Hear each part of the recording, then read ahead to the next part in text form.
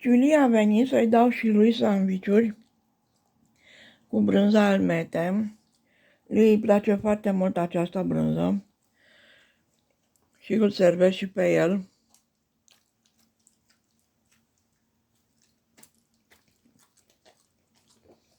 Bun? Da, sigur că e bun. De cineva pe geam? Am dat mâncărică mai devreme la porumbei. Da?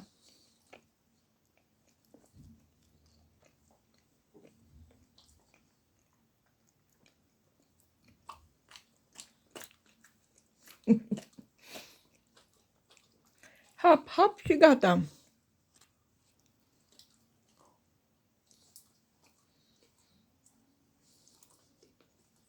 Bun? Ți-a plăcut? Acum îmi dai lăbuța? Zici, o dau dacă mai îmi dai. Alo?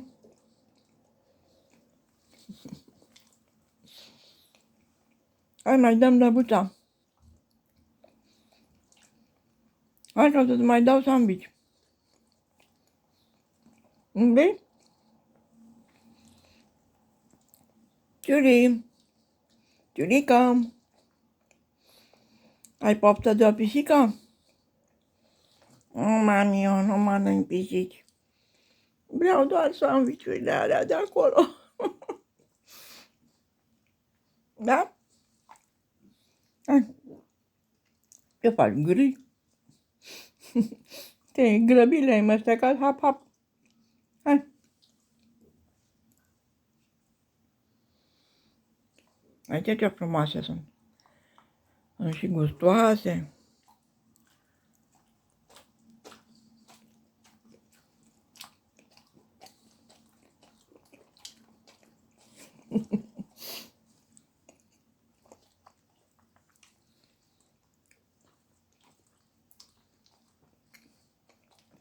Nu scoate limba. E frumos. E frumos, dar e gustos. Da? Hai. Hai că trebuie să oprim din sandwich-ul și la copii.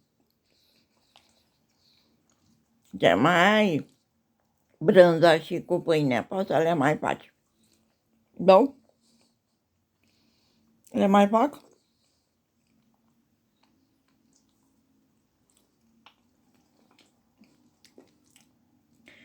Stai aici și păzești sandwich-urile.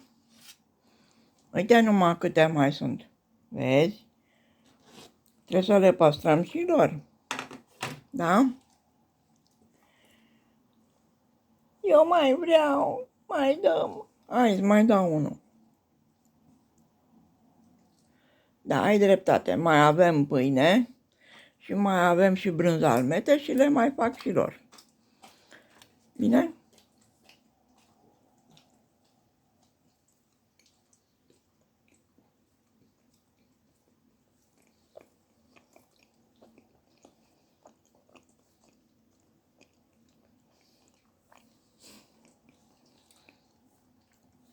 Hai spune pa! Hai dăm lăbuța. Ciuring!